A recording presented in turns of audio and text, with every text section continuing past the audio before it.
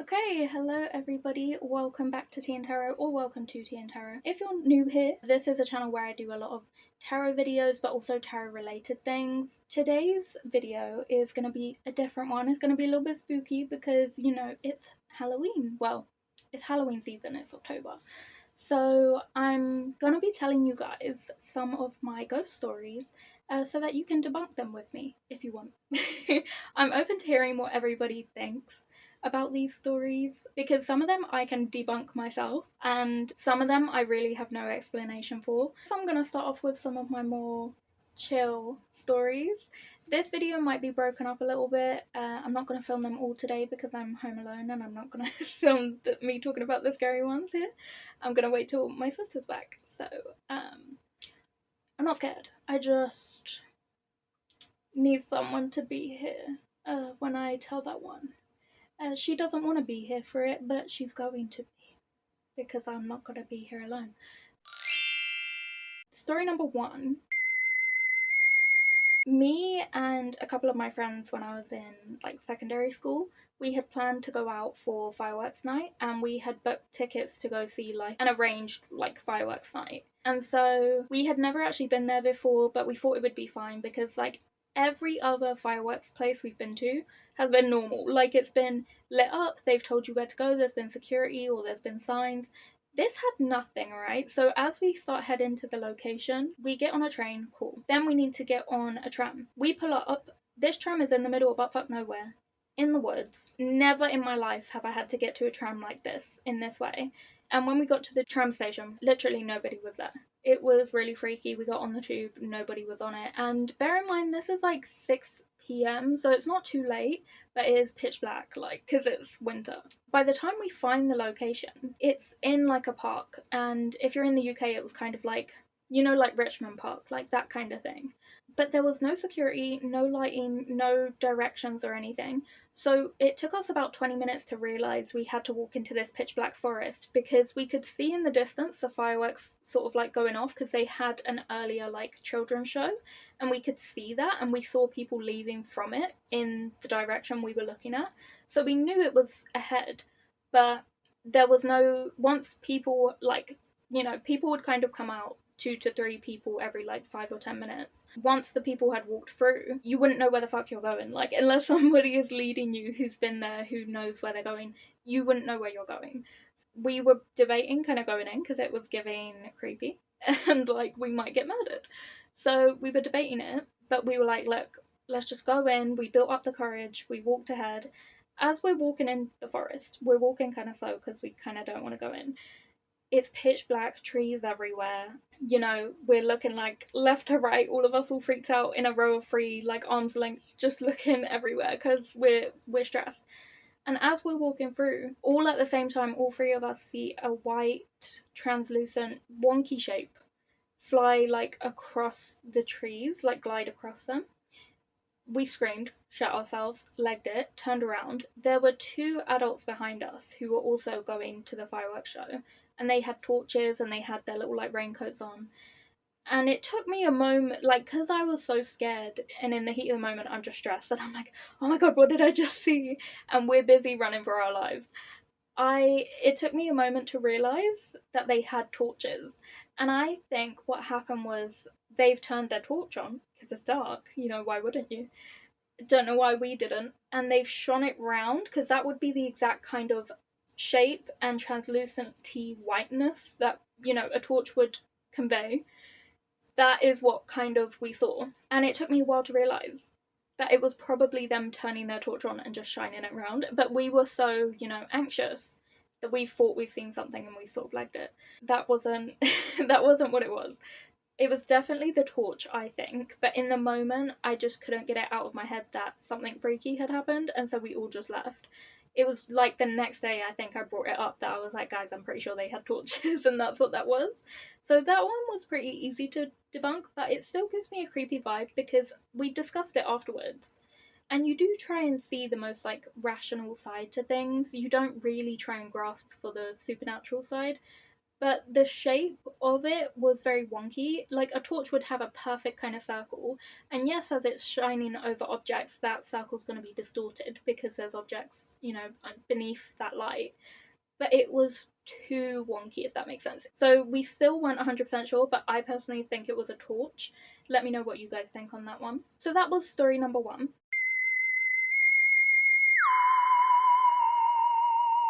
Story number 2 involves my cousin, who, for the purpose of this story, I'm just gonna call my cousin. We were really little. I think I was like 5, maybe 6. So he's about 4 years younger than me. So he would have been like 1 or 2. And my sister is 2 years older than me. So she would have been about like 7 or 8. I was at my aunt's house after school. My aunt did not want us jumping on her bed because we're like messing it up. We're ruining the sheets, making it dirty. She don't want us in there. Fair enough. But you can't tell me that I can't do something. Especially young Katie couldn't handle that. I had to do what I was told not to do. So I would creep into her room and jump on the bed, as per usual, It was routine, it was standard, and then I'd hear a voice from the kitchen be like, hey, stop doing that. They'd had enough of just coming through to me, because they just couldn't keep up with it, so they'd just, shout through, I can hear it, stop. But I went in there, I was, discreetly jumping on the bed, and then my cousin came in, and he also wanted to jump on the bed, so I was like, go ahead, join me, because I didn't want to get in trouble alone. So, if there was ever a time we were going to get on, it's when I'm doing something bad and I want someone involved too, so that I'm not the only one in trouble for it. I learned that from my sister. So we were jumping on the bed, and at one point my sister walked past the door, stood there, hands on hips, shaking her head, and she was like, you two are gonna get in trouble, you're not supposed to be doing that, you need to get down. And me and my cousin looked at each other, laughed, and carried on. And then I jumped down off the bed, and I thought it would be a really great idea if I told him to also jump down off the bed towards me in my arms. I'd kind of catch him. I was going to catch him like this and then put him down. But he was a bit apprehensive. He was kind of like, don't really want to do that. Not my vibe. But I was like, it's okay. I'll catch you kind of thing. I was trying to be, reassuring. I could see him thinking about it, and then he sort of went, okay. And he jumped. But instead of jumping in my arms, he jumped on my fucking head. So I fell back, because I didn't expect that, and there's now a weight on my head of a person. So I fell backwards, and my aunt's unit was behind me, and I kind of hit my head as I went down. He hit something as well. I heard him sort of moaning and groaning. He was over in the distance. We had somehow roly-polied away from each other, and we were both injured. But I was kind of out of it, because basically I had fractured my arm, and I am almost certain I broke my nose or did something to my nose, but no one noticed. And I was, for whatever reason, whenever I got hurt as a kid, I just didn't tell anybody. So when my nose started bleeding at one point, and I just wiped it and didn't tell anybody, and they didn't see it happen. So I'm almost 100% sure I broke my nose, because ever since then my nose has been hella sensitive. But I was basically quite injured. So I wasn't really focused on my cousin. In the back of my mind I was thinking, is he okay? But I was kind of dizzy and disorientated, so I didn't really think about it too much. All the adults came running in, my mum, my other 2 aunts, I think my nan was there as well, and they all swarmed around me. And in the back of my mind, again, I'm disorientated, so I'm not properly saying or thinking anything, but I was thinking why is no one going to my cousin? He's laying right there, he needs help as well. And they picked me up and took me through to the kitchen, and they were like, oh, you look a bit green, your arm looks funny, why is it bent like that? It was fractured. They were like, why, asking me all these questions, what happened, what did I hit, does anything hurt? And I loved attention, so I was like, yeah, actually hurts really bad, I didn't feel a fucking thing. And when they took me to the hospital, I'd gone through a lot of scans and things and appointments, and my mum was saying to me Katie, if you're lying to me and I've come all the way to this hospital. And I was like, I'm not lying. Oh. But I was lying, and I was shitting myself, because I was like, I'm gonna be in so much trouble after this. But then the doctor came out and was like, yep, it's fractured. And I was like, because I was fully expecting him to say no, you're fine. And he was like, yep, it's fractured, see right here. And I was like, thank fuck for that. But the whole time I was lying. I was like, oh yeah, that hurts, but I didn't feel anything. But luckily enough, I did lie, because otherwise it wouldn't have got fixed. And they put my arm in a cast and everything, and I went on my way. And that was it, really. And then a couple years later, we'd talk about this story, and then a couple years after that, we'd talk about this story. And every time, everyone had a different version of events, because I told it to my sister mostly, and my sister would be like, yep, I remember coming through and telling you guys off. My other cousin remembers that as well, not the one I was jumping with, but the other older one who's my sister, like, was hanging out with. And he remembered it like that as well. But if you ask any of the adults, they say my cousin wasn't there. He was too young to even be able to jump on the bed. So there ain't no way that was him. They say, like, he didn't get hurt because he wasn't there. And that would make sense with my memory of no one surrounding him, because I remember looking across at him and being like, he's laying there, no one's picking him up, kind of thing. They wouldn't do that. If he was actually there, they would help him as well and pick him up, but they didn't. And so it was making, what they were saying was making sense. Plus, how's a 1-year-old or a 2-year-old gonna be like jumping on the bed and then leap onto my head kind of thing? Maybe a 2-year-old, but a 1-year-old, highly doubt it. So it made sense that they said he wasn't there, but then if he wasn't there, who the hell was that? And I do remember thinking he looked a bit different, like, but I recognized him as my cousin. Even though he looked different, I was like, that's him.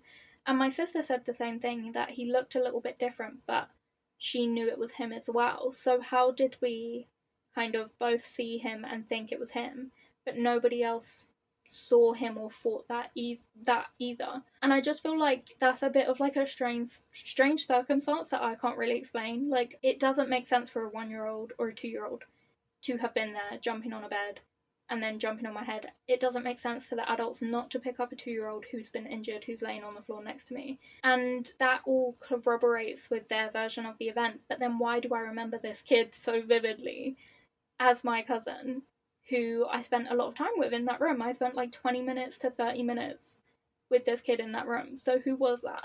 I just think it was really interesting. But I'd like to know what you guys think of that one. Okay, so those are the 2 stories I'm going to tell you for now. The other 2 that I have are a little bit too freaky for me right now, so I'm going to leave it there. But I hope you enjoyed this video. If you did, please give it a like, a thumbs up, and comment, subscribe, you know, do all those good things, all that good stuff, because it really helps the channel out. For anyone who has, like, done any of those things, commented, liked, subscribed at any point, I just want to say, like, thank you so much. I really, really appreciate every single one of you. I don't want to be like, oh my god, thank you for those subscribing, as if, like, the people who don't subscribe aren't important. I value all of you just for the simple fact that, you know, you have taken the time to, like, even check out my video and just see what it's about and watch it. And even if it's not for you and you don't like it, I appreciate that you know, checked it out, gave it a go, so thank you for that. And for those of you who do like it and subscribe and comment and things, it really means the world to me. I really appreciate it. Like, every time I see a like or a comment or a subscription, I just feel so happy, and I feel really glad that you guys like this stuff that I make, because a lot of the time I'm like, ain't nobody care about this, but I find it fun to do. So I just kind of put it out there and, like, hope people like it, and so I'm glad you guys do. And if there's anything extra that you want to see, anything specific, just let me know and I'll, like, definitely put that in the schedule and get that going. Thank you for watching this video, and don't forget to subscribe. Bye! Okay, hello everybody, I'm back for another continuation. It's the same video, I was gonna say another video, but also I'm wearing tarot earrings. I'm gonna be continuing on with my scary stories. Kitanio, you do not need to be in here right now, Bubble. Apologies, my child was insisting that she gets to be here in the room while I do this video. Yeah. Well. I'm actually super nervous for this video because I'm going to be telling some stories that I've literally, when they occurred, I didn't tell anyone for years because I just did not want to antagonize anything or speak anything, you know, over to me. I did not want that, so I actually didn't tell anyone this story until like 3 years later. And then I think after that, back in the day when I used to have TikTok, I did also do TikTok story time about it, but they're since gone because I do not have TikTok. The first story we're starting off with is one of my more creepy stories, but it is not the most horrendous one yet. It's not the most horrendous one that I've got for you guys today. So, hello, good. See, I told Kit she wouldn't want to be in here, and I guarantee she's gonna want to scratch the door to get out in a second. So basically, this story, there's a lot of background to it, but I'll tell you it as it was unfolded for me.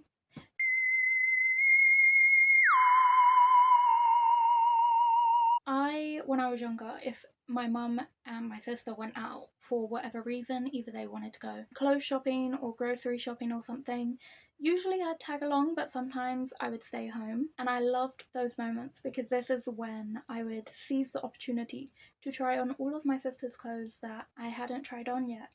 And, you know, sing and dance because I wasn't allowed to do that in my household because I lived with party poopers, honestly.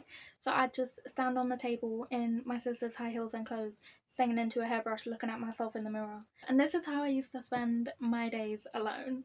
At one point, I had settled down, I finished doing everything I was doing. And I was just watching, like, I think an episode of, like, Friends on the TV. My cat at the time, Jasper, he very rarely had mad half hours. He was a very chill, mellow cat. He liked a good close proximity but not a cuddle, and he loved food off your plate if you were willing to give it. That's his whole personality. Like, not a violent cat at all. Like, he never, you wouldn't be able to ask anybody who knew Jasper if they'd ever been scratched or bitten by him because they've got nothing to tell you. Like, he didn't.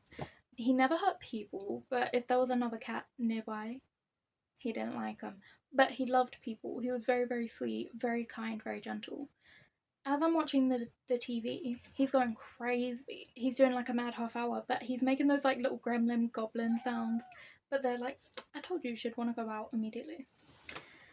I told you wouldn't want to be in here. He was doing his mad half hour thing, being a little gremlin, being a little goblin. But something about the way he was being, because he's just not like this. It was so intense, and I was like, dude, like, chill out. Like, and it had gone on for like 5 minutes, so I was like, let me go check, see if he's okay. So I got up, I went and checked on him, and at this point, he'd been running back and forth into the sitting room, and now he was sitting at the sitting room doorway entrance growling, and Jasper growls, by the way. He's very much half dog, not so much cat. And he usually only did that if, like, someone came to deliver a parcel outside our door and he could hear them, he'd be growling like, this is my territory, but, like, they don't give a shit. And if I opened the door to get the parcel, growling stops, he's running and hiding. Like, and I was like, what the hell is he growling at? So I came and stood behind him like this, like hands on hips, looking out into the hallway. So the way the layout is if let's say I'm standing in the sitting doorway, right? In front of me, there's a wall because my bedroom is that way. And then if you turn, there's a bit of like the hallway leading to the bathroom, and then there's the long hallway all the way to the front door, which is down to the side again. So it's like a Z kind of zigzag hallway.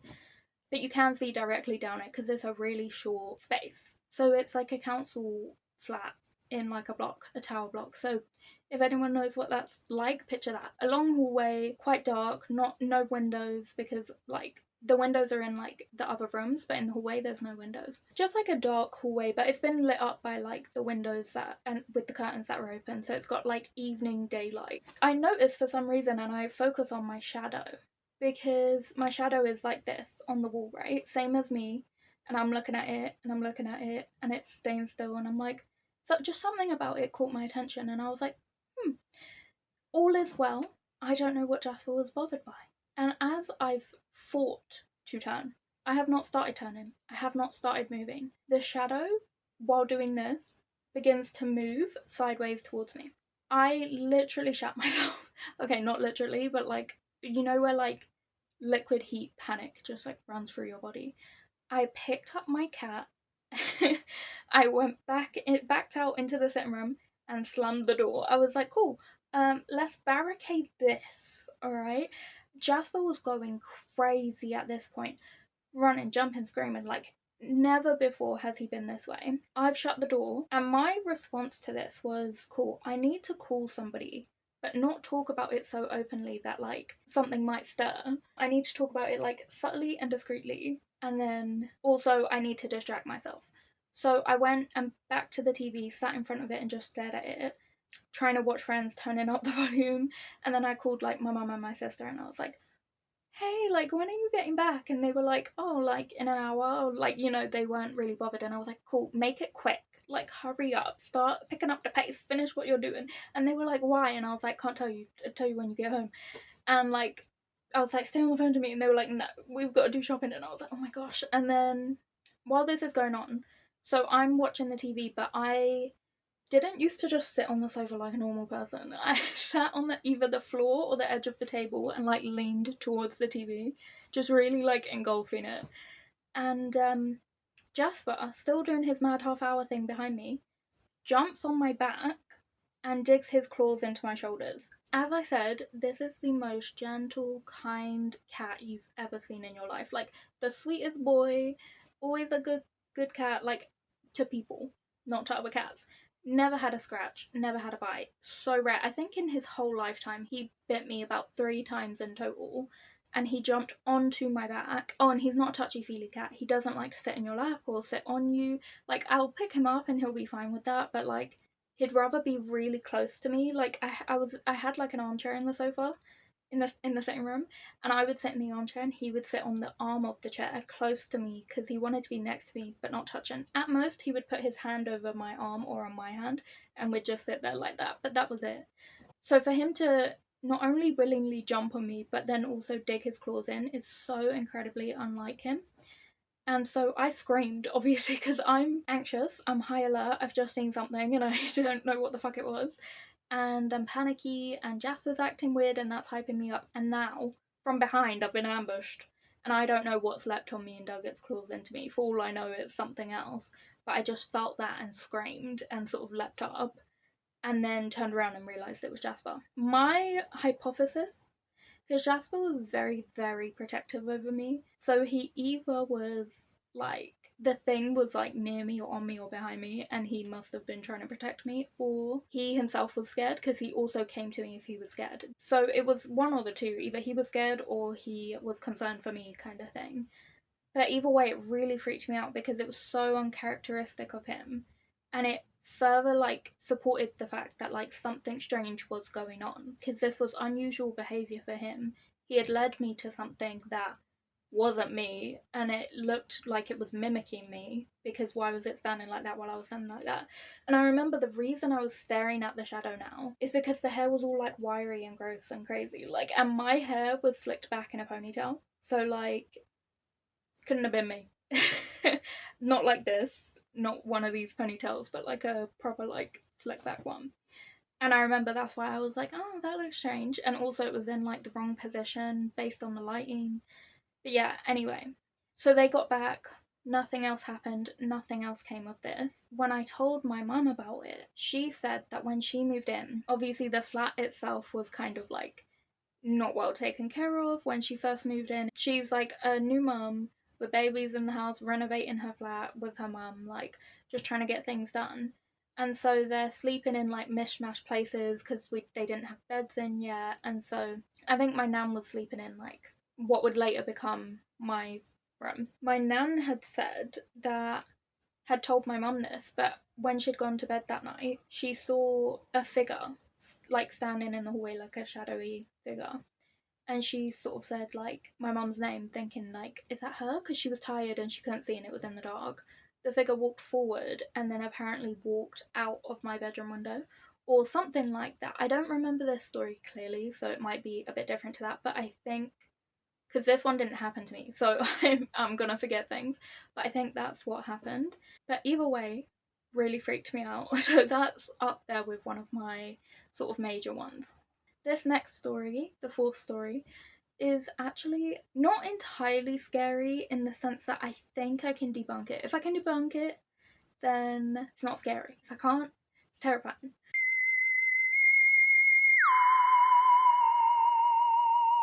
But I was at my cousin's house, one of my cousin's houses. So my older cousin was in, I think, his top bunk bed, and my younger cousin was in one of those, and I was sitting on my cousin's floor playing with like all of his action figures and like dinosaur toys, because he always got the cool shit.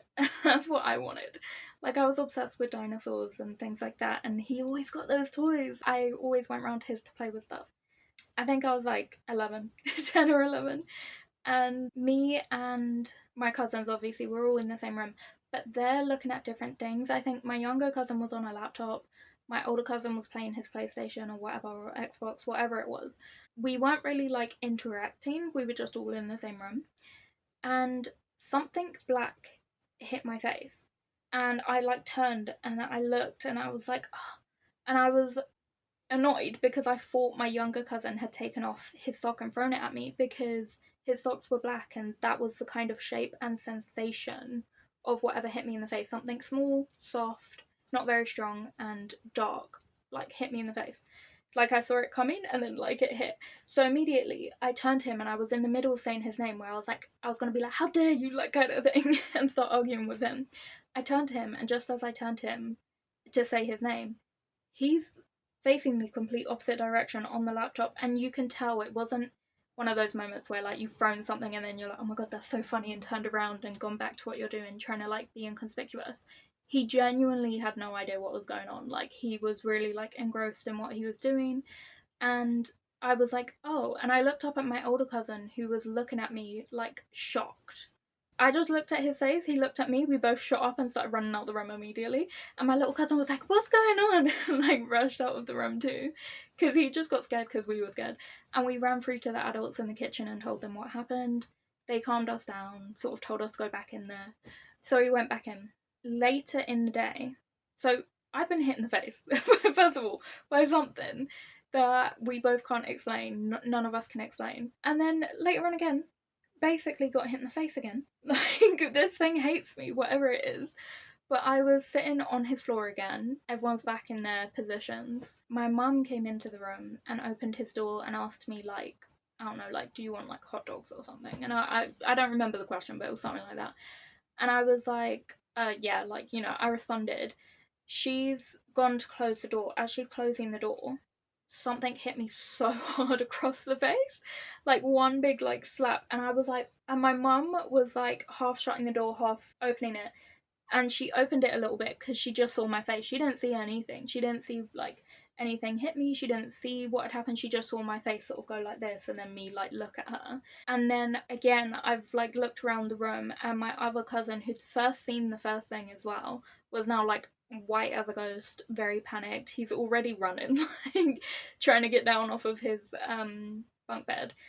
And again, we all run out of the room screaming. I'm now crying because I'm like, I've been hit in the face twice. This thing's trying to get me, bro. We gotta get out of here. So I didn't know what had happened, and I didn't see this thing this time. This second time round, I just felt it and it was stronger.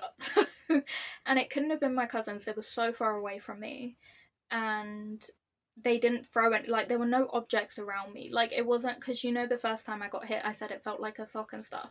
I saw it and I felt it, but there was nothing, there was no sock on the floor. And I looked at my cousin, he was wearing both his socks as well, and I was like, well, what was that then? It's not like there was anything like lying around where I could be like, okay, someone has thrown stuff, what is this? There was nothing. So at this point I'm crying, I want to go home, and my mum was like, you've not had dinner yet, let's stay, let's have dinner. And I was like, no, we're getting our coats, we're getting our bags, we're getting our shit, and we're leaving. And I was just really freaked out, never wanted to go back to my aunt's house again. I can't debunk the first thing, because as I said, nothing was around me. My cousin had both his socks on.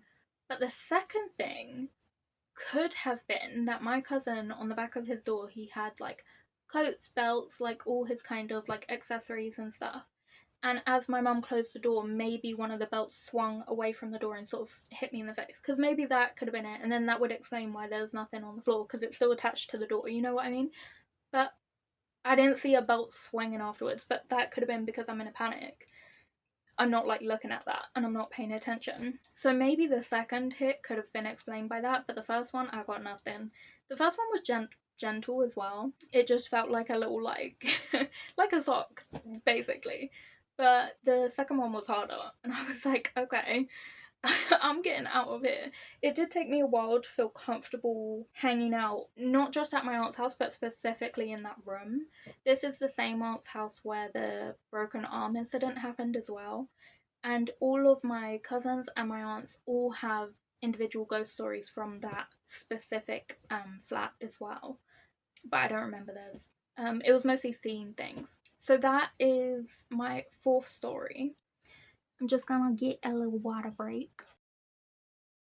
Now we're on to the really horrible story that I'm so reluctant to tell, but to be honest, I've told it a few times since, so.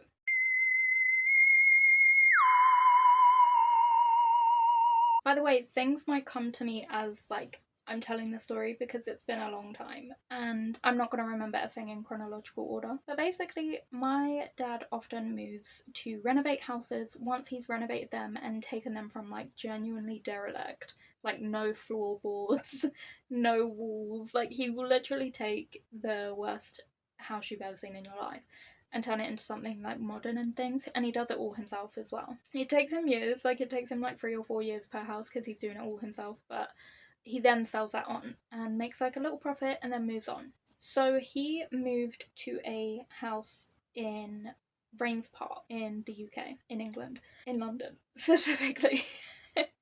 And this house was, so basically in like London you find like a lot of like houses have been converted into 2 like apartments, so that somebody lived on the ground floor and he lived on the second floor. He did actually pay somebody to renovate the attic as well. So he did everything else himself, but that bit he got someone in to do because he can't do that. Like he can't create a whole staircase out of nothing. So like he hired people to help with that. So basically, it was initially like no floorboards, derelict, just as I said, but obviously it had all his furniture in, so it felt like pretty cozy. It was supposed to be a 2-bed, but this 2-bed, the second one, was literally like a cupboard. I didn't get good vibes from that little room, to be honest. When we used to come over and visit, my dad had an attic and he thought like, oh, it would be funny if I show you guys the attic and you guys can go up in there, I'll put you up in the attic kind of thing. And I thought, ain't no fucking way. But my sister did it. Like she went up, looked, had a good old time, came back down. Her friend went up and did it. So I felt like I'd be a big baby if I didn't do it. So what did I do to save face? I'll tell you what I did. I climbed up the ladder, looked at it, cried my eyes out. I looked really cool in front of my sister and her friends. I just looked up into this dark, like, square in the ceiling and I was like, I just felt so much fear. I just felt like heavy. I felt like something. I was like, there's gonna be a face. I'm gonna go in there, look, and something's gonna pop out at me. I'm not having it. It would be another year or 2 before the attic actually got renovated. Once it was renovated, that was my room. Stairs had been put in above the first set of stairs, and they wound round and led up into my doorway, into my bedroom with like the slanted windows because obviously the roof is there. And then down to the side there's a walk-in closet. My dad hadn't put the doors on yet.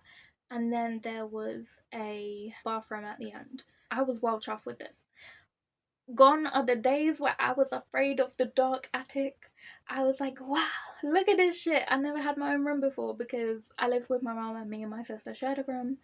And I'd definitely never had a room completely brand new. Like this floor has not been like used for 50 years by another family or like whatever. It just felt like nice and clean to me and it was like my space to do with what I will. He let me really fuck up the back wall and paint it however the fuck I wanted to paint it. Like it had like I had a big pink archway of paint followed by a splattered yellow archway of paint, and that was it on a white wall, and it was all scraggly and thick and gross. Like, I don't know why anyone let me paint that, but it was like a little 2-coloured rainbow above my bed, basically. I thought it was really great. I thought I loved it. So, as I said, let me try and like, how can I tell the layout to you? But basically, picture a room with a bed in the middle pressed up against the back wall. In front of the bed on the opposite wall, big old TV. Over to this side, I imagine I'm standing in the doorway as I'm telling you this layout. So you're standing in the doorway, there's a bed against the wall, TV here, Off to this side are 2 slanted windows. Off to this side is a window direct up, quite close to my bed, like a couple feet away. And then past that is the bathroom if you go down like the hallway, and the hallway is a walk-in closet en route to the bathroom. So that's the kind of general layout, right? Now that I had my own room, I was hanging out there a lot. So usually I would see my dad on the weekends, but now I was going around like 4 to 5 times a week after school, because not only was it, you know, a nicer space for me to be in, but also he always had food in the fridge, so I never had to worry about, you know, going hungry. I'd turn up, eat all his food, and then leave. Like, not only that, but it was closer to my school. So when I finished school, when you're like, oh god, I've got such a long journey, instead I could be like, or I could do a shorter journey and go to a better place. Like, so I started doing that. And when my dad would finish work, I'd be like, great, now you're going to give me a lift home, because ain't no way in hell I'm sleeping in. I was actually probably the worst child. Sometimes I would sleep over because he'd be like, listen, ho, I ain't driving you home. Like, I don't know what you thought. Come in here at the end of my work day thinking I've finished work, just got off the tube just to drive you home and come all the way back and try and struggle to find a parking space. That ain't happening. So sometimes he was like, hell no. But sometimes he was like, for God's sakes, and he just drove me home. He let me pick out... My dad was like strict on weird things, but then like not strict on his furniture and the way I decorated his house. But like he let me pick out my own like armchair sofa to sit in. I picked out this like 2-seater like red material sofa.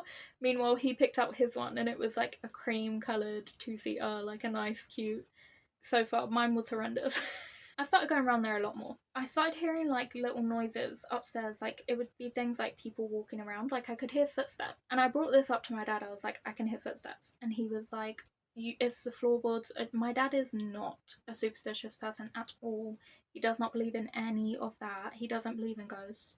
So he rationalized absolutely everything that happened, to the point where like there were things he couldn't rationalize and he would just be like, well, you're just crazy. Like, because he just didn't want to admit it, because yeah, it freaked him out. That's what I think it was. But he told me, oh, the floorboards are adjusting, it's a new room. Also, crows, when they walk on the roof, sounds like footsteps, so that's probably what you're hearing. And I was like, okay. But I could hear it a lot at random times, all in different places, and it was freaking me out. Then when I would stay the night, things started happening as well, just creepy things. I was getting creepy vibes, and so I was like, you know what? When I go to his after school, I'll hang out in the sitting room, and then when he gets home, I'll go up to my room, because I'll feel more confident knowing like there's somebody in the house while I'm up there. Because I felt like nothing really happened downstairs at this point. So I'd wait in the sitting room. In the sitting room, on my sofa, you come in this way, sofa's here, TV's here, windows are here, his sofa's here. With the door here, me sitting here, from my peripheral, I can see straight into the doorway of that mini box room, that tiny little like second bedroom. That door used to creep open from my peripheral while I'm like reading a book with the TV on, because I need 2 things at once. And I would like not want to look at it because I don't know why the fuck it's creeping open. And I would walk over, shut the door. It would be fine for like 10 minutes, and then it would creep open again. If the door was faulty, if there was an issue with the door and the door just swings open, the second I shut that door, it would have already started to swing open. Not 5 to 10 minutes later. When I asked my dad about it, he told me that it's the breeze. The windows weren't open. That box room has a window, the windows were shut. If it was a breeze, like other doors I've witnessed where there's like a breeze coming in, it would kind of flap. It would like hit in like inconsistently, might slam like this, and then it might shake, and then it might like come closer and then fall away again and come back. It would be inconspicuous. This was like literally like that, like just the same speed every time. And it was like, yeah, it really freaked me out. And I would see it from my peripheral, and if my dad was in the house, I would call him to come and like shut the door, because I'm not getting up and touching it because I'd be scared. But if he wasn't in the house, I just had to pretend I didn't see it. And it started happening so much that I literally, in the end, just when I came in, I would turn my back to the door on the sofa and lay on the sofa so that I didn't have to acknowledge that it was happening. even though that really freaked me out, I just felt like the sitting room was a safe space because it had those two really big double windows, and in front is a busy street with like cars and double-decker buses. Sometimes the double-decker would like stop and I'd be looking like eye to eye with somebody, but like that was awkward. But it gave me a sense of like, okay, there are people, like there's normalcy, because it just felt really heavy in other areas of the house. As I said, I started staying over more. I really valued having my own room and having my own food. So at the moment, all that was happening was there's a faulty door and, you know, some footsteps here and there upstairs while I'm downstairs. So it freaks me out, but you know, both of those things can be explained away, even though I personally don't think they could because certain facts aren't lining up with it. They could be explained away enough, like I could ignore those. So I came over one time and me and my dad were sitting in the sitting room eating pizza. He's on his sofa, I'm on my sofa. We're watching the TV. From the little box room, there's just... He was mid-eating and went... and like looked at me. Like, he doesn't really get scared by anything, but his eyes were like popping out his head and he was looking at me and I looked at him like... and we were both just staring at each other. We both got up and I was like, you go first. Like, he was like, no, you gotta go first. I was like, you're my dad. You gotta go first. I'm the kid.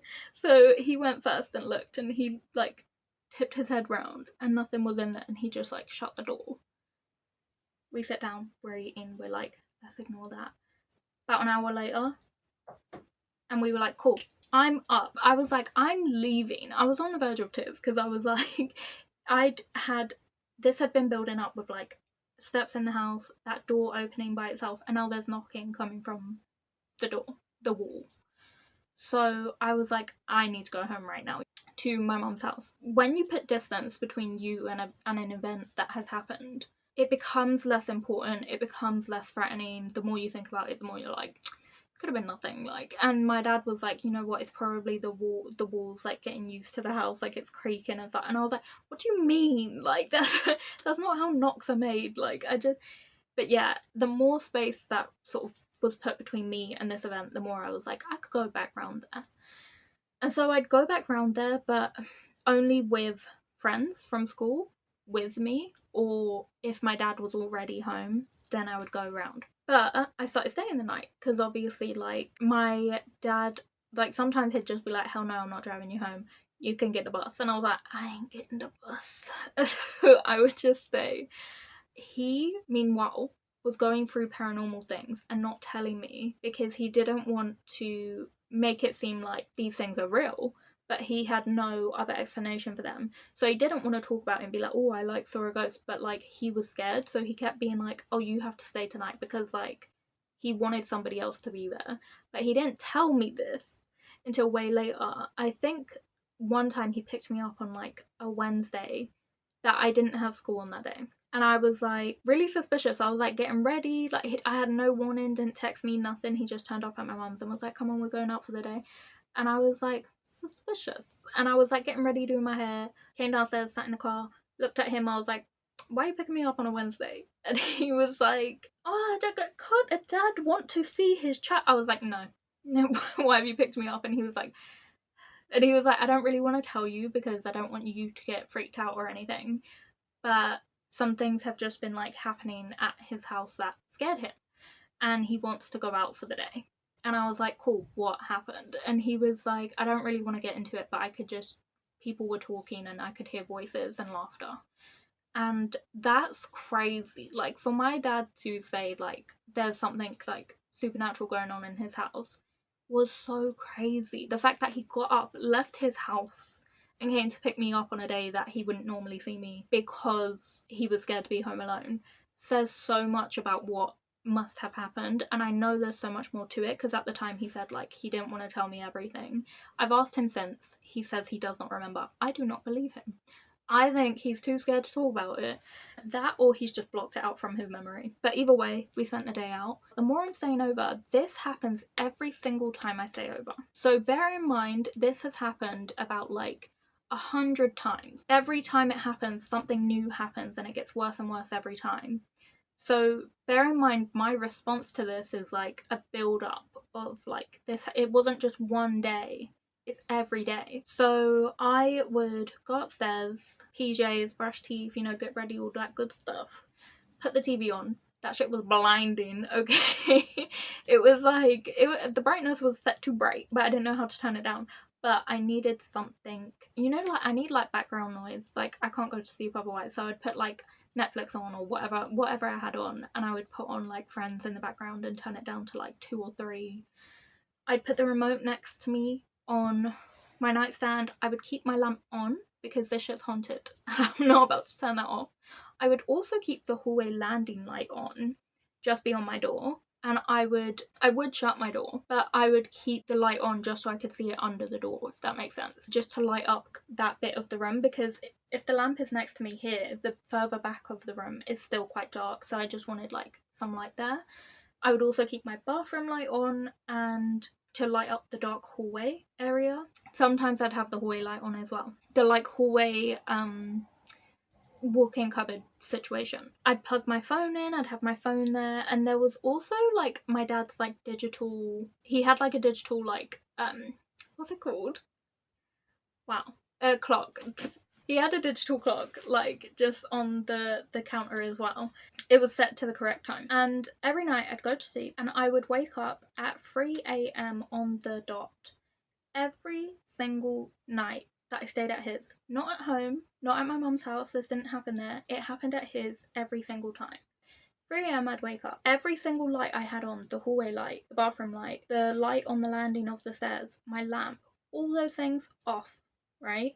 So I'm in total darkness, TV's off. I'd wake up to a pitch black room, not expecting that. I would think that's cool, let me put the lamp on. I'd reach over, I'd flick the little like button on the lamp, didn't come on. I'd lean forward and look, that shit's been unplugged.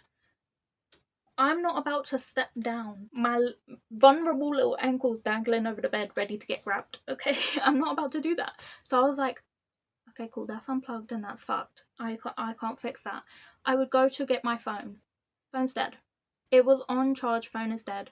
Phone charger's unplugged. All of it's unplugged. Phone is dead. The only thing I had was that little time clock, that little timer that said it was 3 a.m. And obviously like the light coming in from, the small minuscule light coming in from the windows of like dark moonlight that's kind of like bluish. I'd wake up, I'm in the darkness. I'm not gonna get up and turn anything on because I'm not about to walk through all this. And I'd be laying there and I'd be like, okay, pretend you've not noticed. Just go to sleep. Because I felt observed, but that could just be my fear and my anxiety in the moment. But I was like, just go to sleep and pretend you don't acknowledge it. Boom. A footstep on the roof. Same place every night. All of these steps, they all happen in the exact same way every single night. Step, step, step, step, step, step. All the way to my window. That is open and next to me. And I would just stare at the window for a really long time. And I had it open as well, like breeze coming in. Step on the floor. Step, step, step, step, step, step. Round my bed.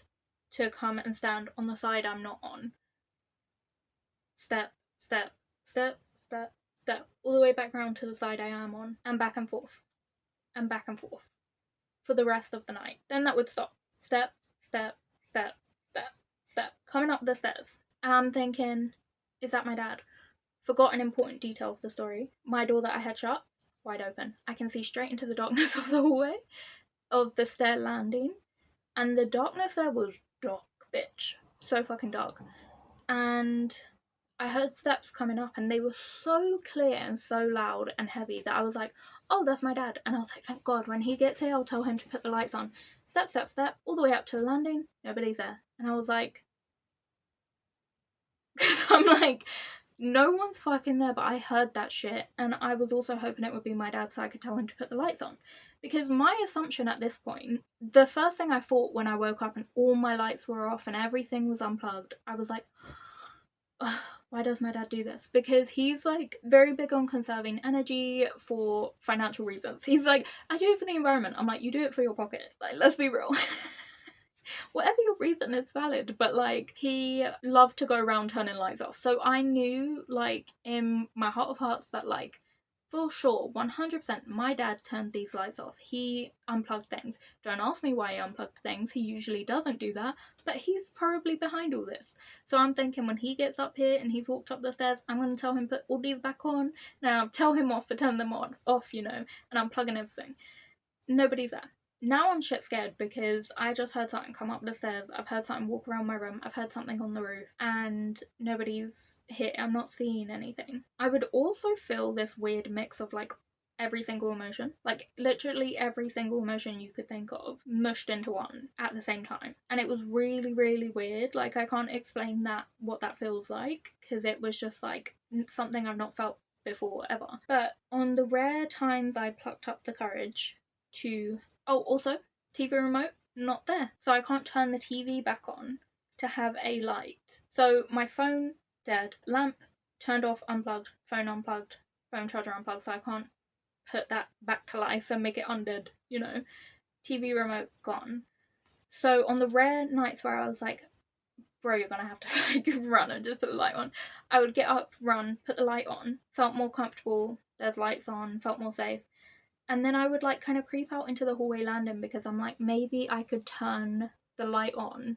Because the only way you could turn it on is downstairs. So I would kind of peer down the stairs like, do you think I could kind of make it? Do you think I could kind of like get down there and turn the light on?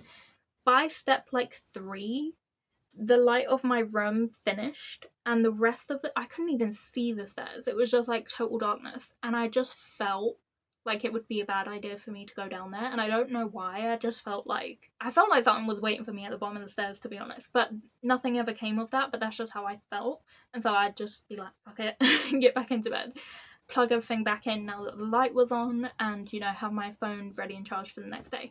But that happened like 100 fucking times. So imagine at this point I'm really at my wit's end kind of thing. And so, back to my story. So, if you can imagine, this is happening to me like every single night. But it got to the point where I started to put my cat in a carry case from my mum's house and bring him here.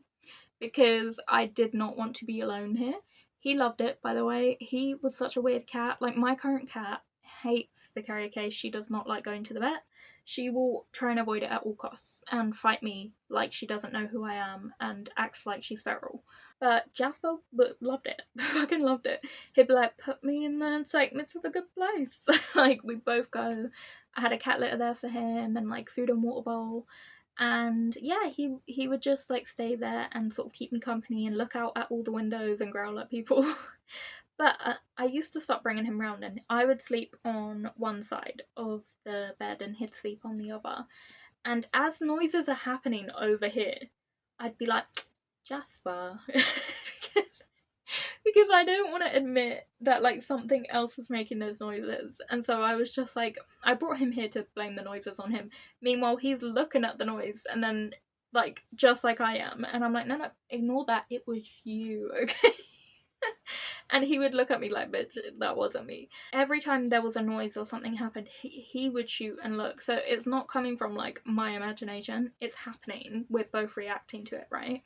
So he'd look, I'd look. And at one point my dad had one of his bikes in my room in the walk-in closet because, as I said, he hadn't finished it. Like, not a lot of my stuff was in there. So it was kind of just a storage space for a bit. And he had like his bike there. And it'd been there for like days, weeks, like a long time, and it hadn't moved. It was fine. And I checked it for sturdiness because I knew something was going to happen to it as well. So I checked it for sturdiness. I was like, it's all good.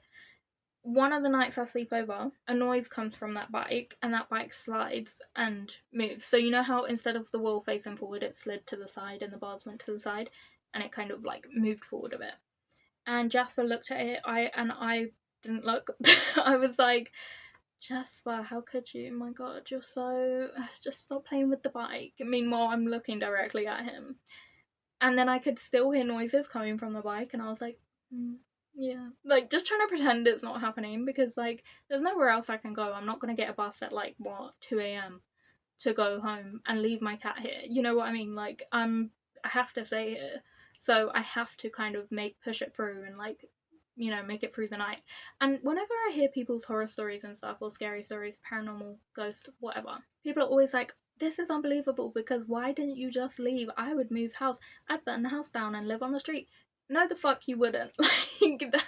Like, realistically, people don't have the option to, like, up and leave their house. You know what I mean? You're gonna stay. So you're gonna do what you're gonna do to, like, make it so that you're able to stay there and sleep through the night and not have, like, something happen. What you would do is try and rationalize and be like, well, it's probably, you know, the bike wheel, probably too much weight. It's been, like, slowly turning and now it's just fallen. Like, that's all it is. So you try and, like, rationalize things and ignore things just to kind of make it so that you're able to keep sleeping there and have, like, no issues.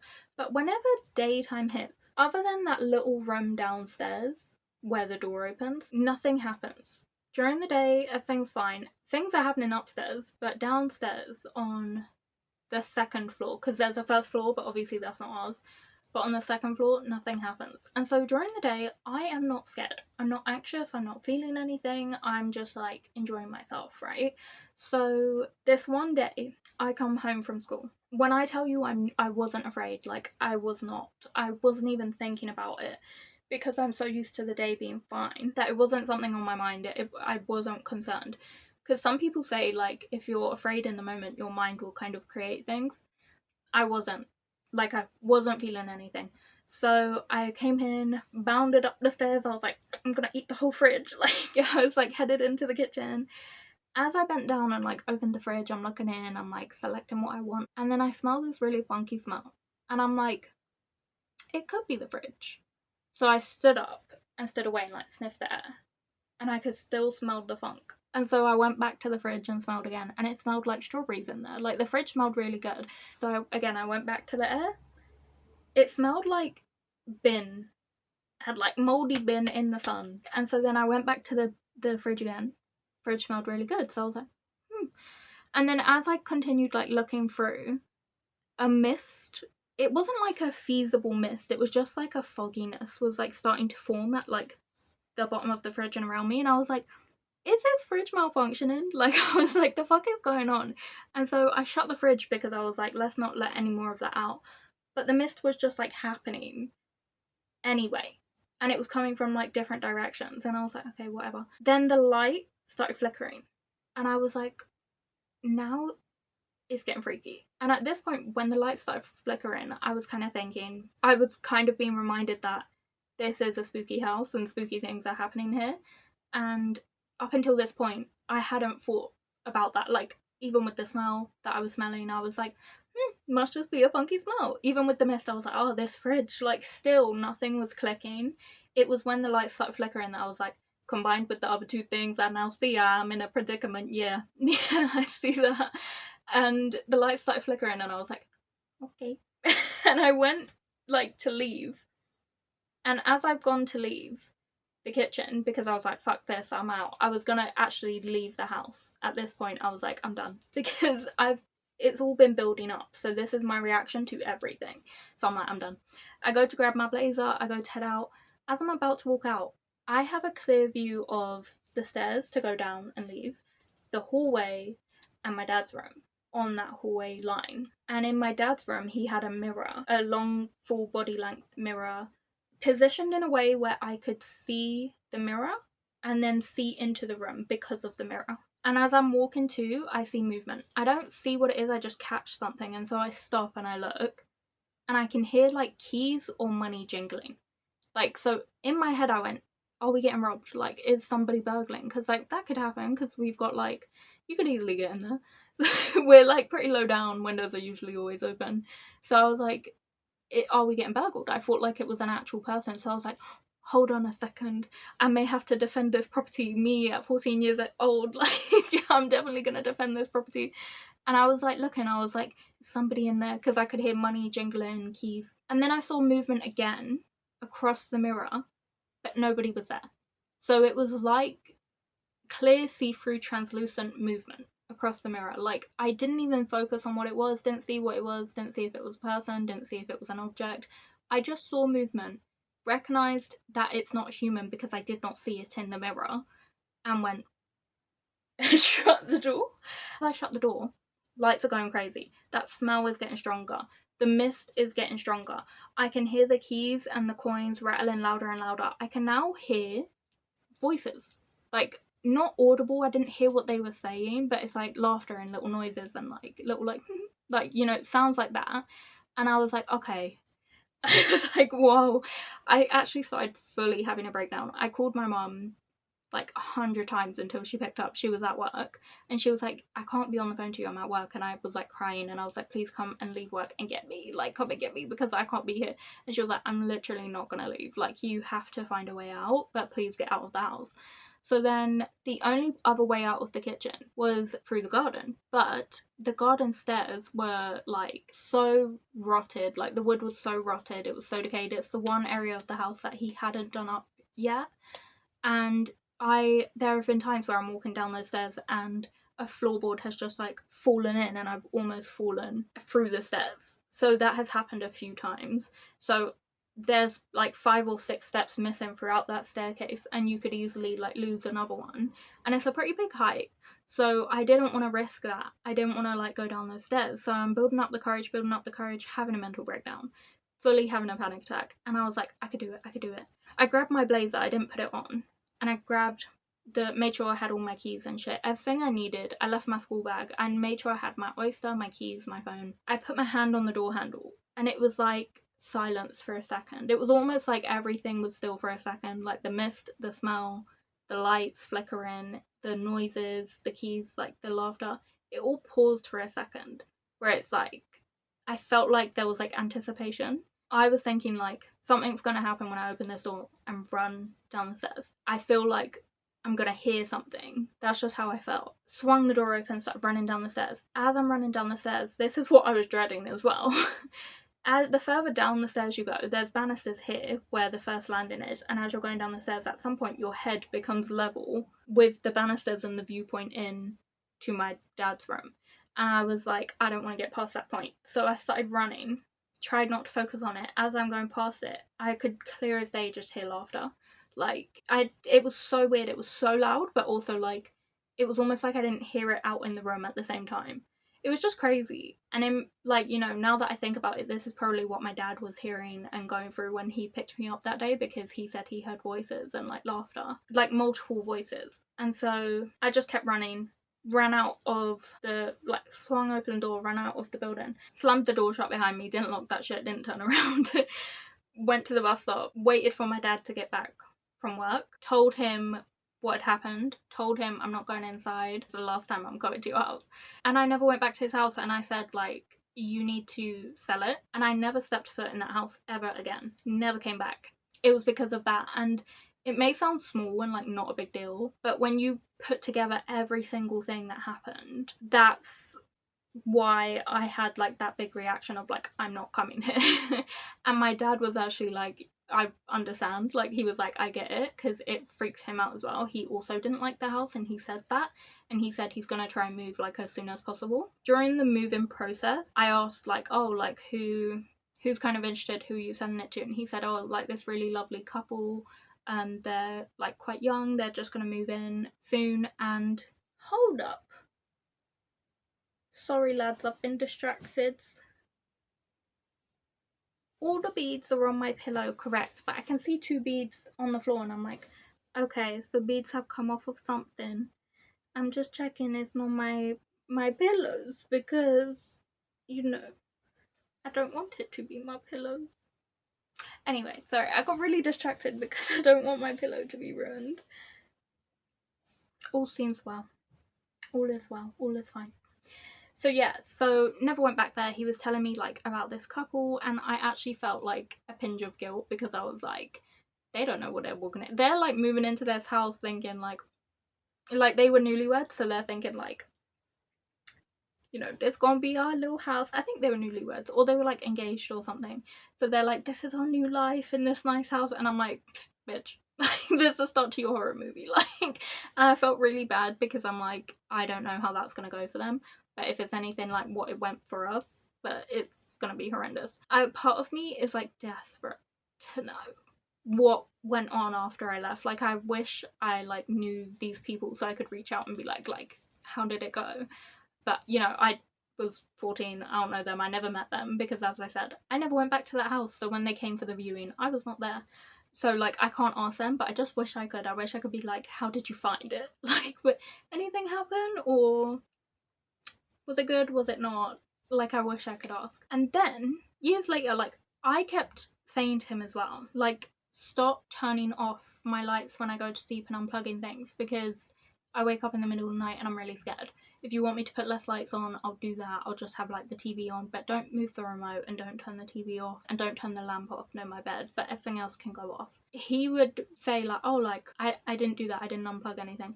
And I was like, what? Because, like, I feel like he would just lie so that he could keep doing it. So, like, I was like, yeah, whatever. Like, you had no issue turning off all my shit.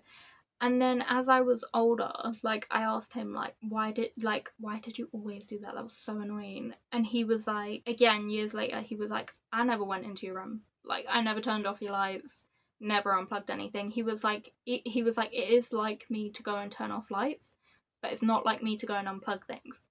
And I was like, that's true. Like, I also thought that when I would wake up and see all the lights off and things unplugged, I'd think, why would he turn the lights off? So annoying, but so characteristic of him. But what's unlike him is unplugging things, especially my phone, because I need that charged for school, and he would know that, like, so that I could, like, call if anything happened. If it really wasn't him, who the fuck was turning off all my lights and who was unplugging things?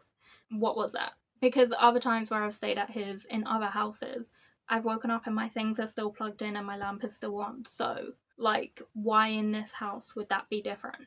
You know? And every time I woke up and looked at the clock and it was 3 a.m, the fear that would, like, drop through me, because I know, like, I think 3 a.m is, like, people say it's, like, the devil's hour, the witch's hour, whatever. People just say things about it, but either way, it's, like, supposed to be a spooky time.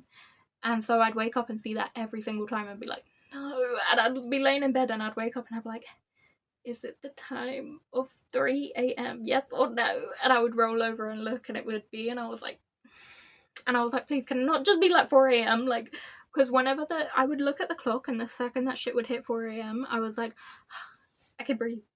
Like, I don't know why, but just because I was told 2 and 4, like, in between that time period, not good time periods.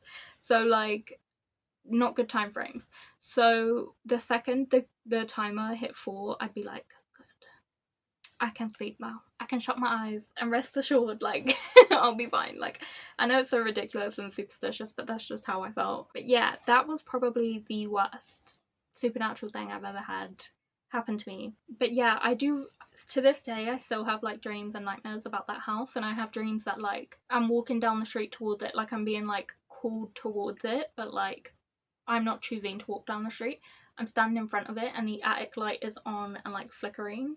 And that's always my dream, and it's, like, always, like, an angry red or, like, a really, like, vibrant yellow orange, and, like, I'm being called towards the door, but, like, I always end up walking away from it.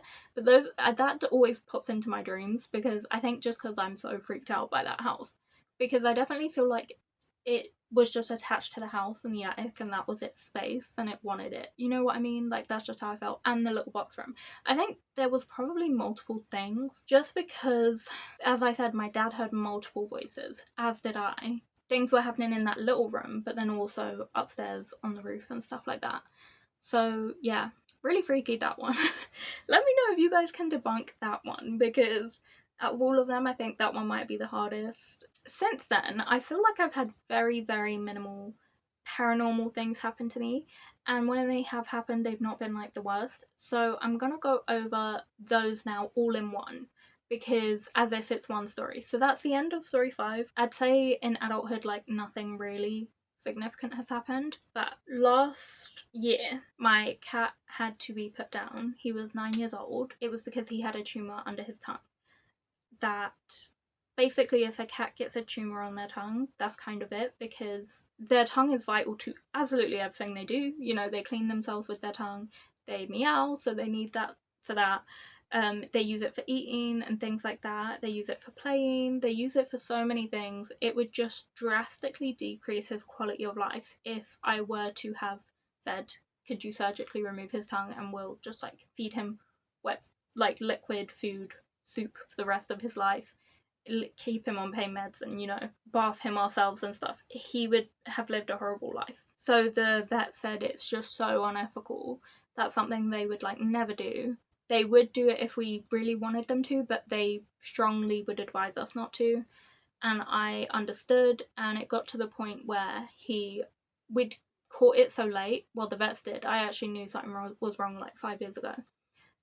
Like 5 years earlier, I knew he was in pain. I knew there was a difference, and every time I took him to the vet told me like, you're being ridiculous. Like, it's his personality, or like it's his stomach, or like it's the food you're giving him. And I said, like, I know my cat, and like he's in pain. I was correct, but unfortunately, we caught it so late that at this point, within the space of like a week, his health just like dropped off a cliff so bad. It just like, one day he was like himself, and then the next day he wasn't. So we had to put him down. After he passed away, obviously I had a hard time grieving him, mourning him. Still do, you know, it's something that you carry with you to the end of your time, because, you know, that's just, that love never goes away, and therefore that pain never goes away. I bought this bracelet when I was out and about, like shopping around, because this is a jasper stone bracelet. It's called Peace Jasper. So to me, when I saw that, it's like I'm saying, be at peace, Jasper. You know what I mean? Like, the fact that I saw it after he had like passed away, I felt like it was significant, and I went and bought it. It used to have a sun charm on it, but I have lost it. It just fell off while I was out and about. So now it's just the jasper beads. I bought it and I've worn it for like, you know, ever since, basically. Never take it off. And they remind me of like his little toe beans, because they're like small and round. Anyway, so this, you know, bracelet has sentimental value to me, and I was filming a video for YouTube that I decided not to put out, but it was basically like, well, you don't really need to know what it was, but it was just like kind of a disclaimer about certain things on my channel. During this video, as I was filming it, I'm talking about spiritual things, spooky things, freaky like coincidences that have happened to me when I've received tarot readings, that sort of made me get like more enthusiastic about tarot than I was before. And, you know, I was kind of talking about why I wanted to become a tarot reader, sort of thing. I also brought up Jasper as well, and as I was talking, an orb went past the camera, like floated past like this, and I looked at it and felt a little bit of fear, but I was like, it's okay, it's probably like, I don't know, I was like, because I just mentioned Jasper, it's probably Jasper. If a second one goes by, then maybe it's not Jasper. I continue talking, 10 minutes go by, another one flows by, and I was like, okay, so I opened the curtains because I was now scared, and I needed some light to like unscare me. Opened the curtain just to sort of like make myself feel a bit better and let that pass through, and I thought that was really freaky, but, you know, moved on. Went downstairs to get some food. As I'm down there, my bracelet explodes. My Jasper bracelet breaks, falls apart, beads go everywhere. I'm devastated, I'm really emotional, because a part of me was thinking, did I see orbs because like he's moving on, and then his bracelet broke. So to me, I felt like that's him moving on because I don't need him anymore. He might feel like that. Like, that's just how I felt. As I said, it could be nothing. It could just be my bracelet broke and I saw some dust in like, you know, the camera. But to me, that's just the vibe I was getting. And the reason I felt like that was because I was telling a story about how Kit recently went missing for the night and got stuck up a tree. But I didn't know she was stuck in a tree. She was just missing. And missing cats like never fucking come back. So I was like holding on to Jasper's little photo and like a jar of his fur. And I was like, please just do one more thing for me and bring her back and keep her safe.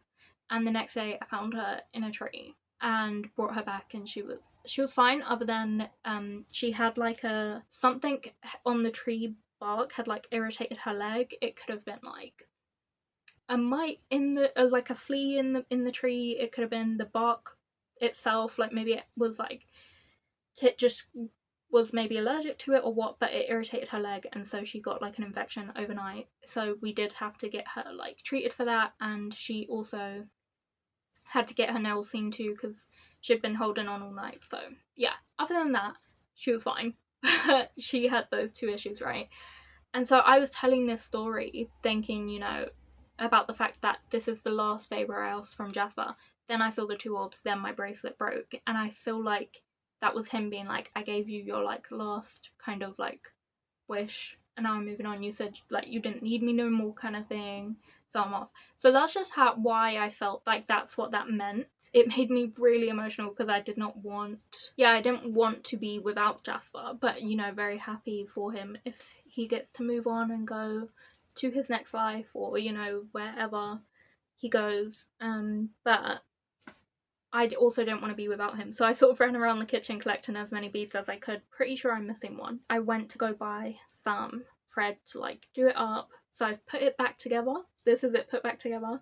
But the sun has come off. To be honest, the sun was, like, worn and torn because it was made out of metal. It's not, like, you know, silver or anything. In the same way that this one is kind of, this, like, little ghost charm is, like, getting very worn very quickly, because it's just metal. It's not, like, you know, silver or anything. So to be fair, the sun was on its last legs, so that's fine, but just so long as I have the beads, I'm okay with that. For me, that was a spooky incident that sort of happened that also quite upset me, because I was, like, in an emotional way, not in a fear way. I was freaked out by the orbs, but then I was just really upset when the bracelet broke, because I was like, what does that mean?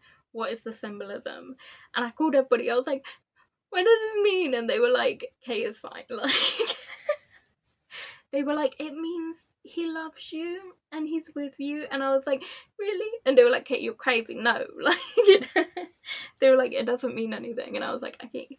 Other things have happened in this house that I can't really, like, pinpoint as supernatural. And I can't really, like, I don't know. So basically, like, the past few nights, I was on high alert. I was very anxious, and it was because, one, I didn't sleep properly.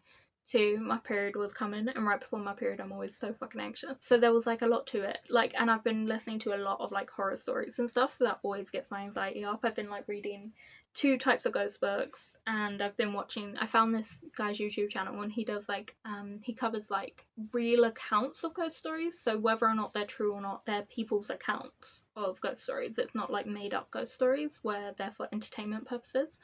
So I've been watching his channel a lot, so obviously I'm a bit freaked out. And I swear to God, 3 nights in a row I've heard walking and running up the stairs. And Kit was in the room with me, my other cat, and we both heard a sound, and it was like somebody landed. Like, you know, like if you jumped in the air and then you land back on the floor. It was like that. So I looked at her and she looked at the sound. And I look at her because I'm like, if you hear it, that means it's not in my head. It's like, it's like out here. So I was like, did someone break in? So I was like, and she was like, and then I went and kept checking the stairs. I kept looking over and checking, nothing. Then later on I heard a sound. I went and checked again, and I heard, like, running towards the stairs. So I ran into my room, shut the door and locked it. Like, I felt that panic in your heart, like that little shot that you get of, like, adrenaline. I ran and locked everything. But then Kit wanted in, and I was like, and opened it again and let her in. I kept letting her in and out throughout the night as she wanted to come and go. And then the next night, the same sort of thing happened. I didn't hear a land, but I did hear running, like, up and down the stairs and stuff. And I've heard that 3 nights in a row. And I have heard it in the past, but, like, a lot of the times I've chalked it up to me just being anxious and just thinking I hear something. To be honest, I don't know why. Like, I'm not too freaked out by it, but yeah, it is something that's strange. And then also, at night, when I go downstairs, I just feel an energy, like a negativeness. And one time I was down there and the kitchen lights were off and the office lights were off, but there's a little lamp on in the sitting room. And I was playing hairbands with Kit. Basically, I just, like, ping them into the other room and she chases them. She fucking loves it. And for some reason, I started to get this feeling, like, as I was pinging them into the darkness of the office and seeing her run and seeing her little glowing eyes, I just started to get worried, and I was like, what if one of these, like, hairbands pings back at me? Like, and that's just my anxiety. Like, it's just me being anxious, but I was like, what if that happens? And it was making me freaked out. So I'm throwing them, and then I stop, and Kit's with me, and then I hear a sound, and I don't know what it was, but it was like, I don't know, it was something basic, like, if I picked up, like, a pen and then, like, moved it. Like, you know, like, something small like that. And it just freaked me out, and it was enough, and I left and went upstairs. I just don't like that area at night, particularly, like, the kitchen office-y area. But the more distance that time has put between me and the event, the more I'm, like, going back to being like, and I'm skeptical, but also I believe it, but I'm skeptical, but I believe it. And I like flip-flop. I can't decide, because that part of you that wants safety and security is like, this shit could be rationalized, debunked, you know, whatever. But then there's that other side of you that's like, but how did it all like happen and why, you know? And apparently the UK is like one of the most haunted places in the world. Could buy like, there's a ghost per like square foot or something. That's like, according to how many ghost accounts there have been, and based on how much land we have, apparently per like square meter there's a ghost per like per square. But like, I don't know if that's accurate, if I'm remembering that accurately, but it's something like that. I completely forgot to add this story into my video. I just remembered now as I was filming another video. I completely forgot this story, because to me it wasn't ghosty, it was more like tarot-y. But I'm gonna tell you it now because it kind of is ghosty, so.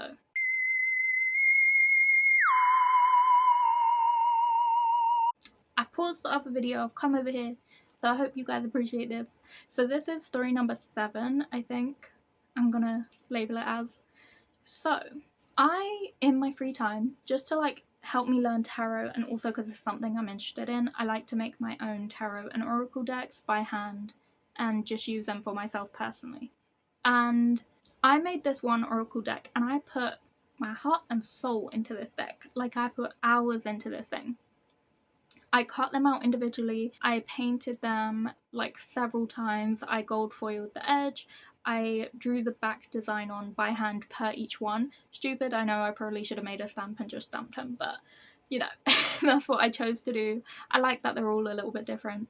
And then I individually designed the front ones, but I only did it when inspiration struck, so that like I wasn't forcing it. And I feel like the last 2 to 3 I forced, because I was so close to the finish line. I was like, yes, I've almost finished the deck, let me just get some meanings out.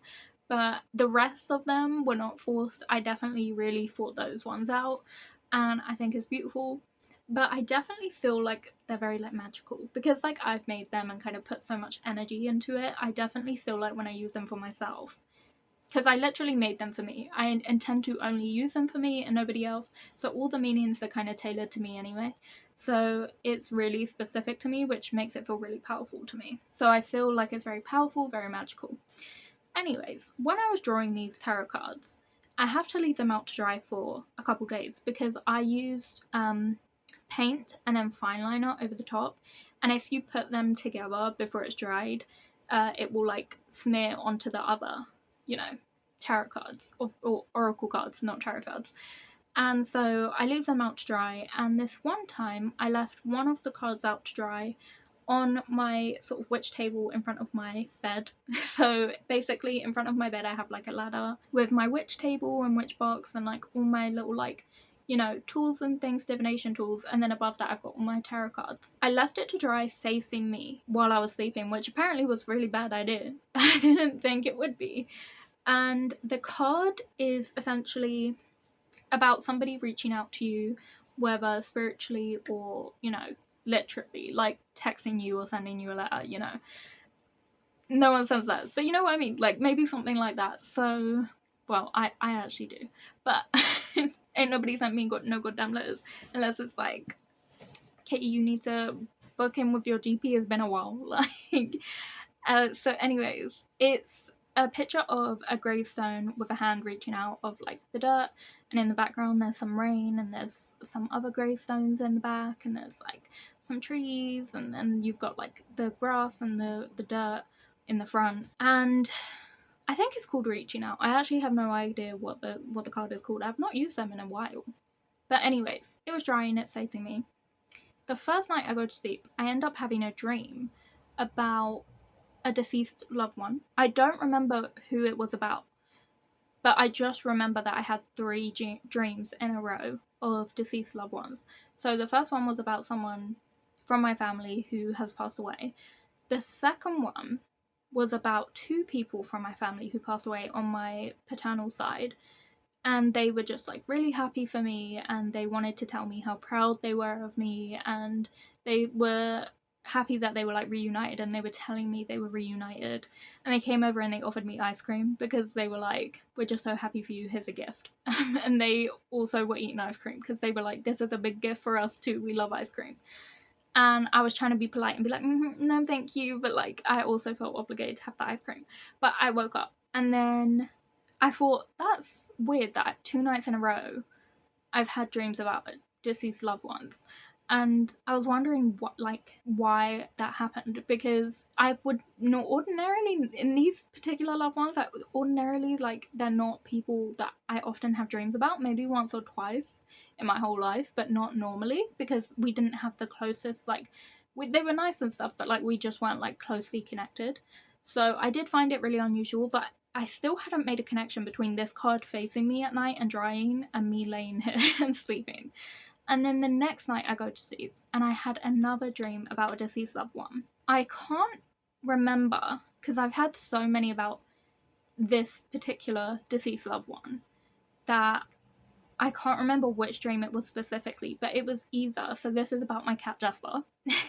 So it was either him, I remember like I was sitting in my armchair at my childhood home and it was really calm and really quiet, and I looked outside the window and like the city was kind of wiggling like this and the stars were coming closer and smaller. So I nodded and realized like this is a dream, because I was like, because if you're in a dream and like you have too many fingers or not enough fingers, or the time on the clock's not accurate, or you can't see letters, or if things are moving, that's how you know it's a dream. So I came to the realization like I'm in a dream.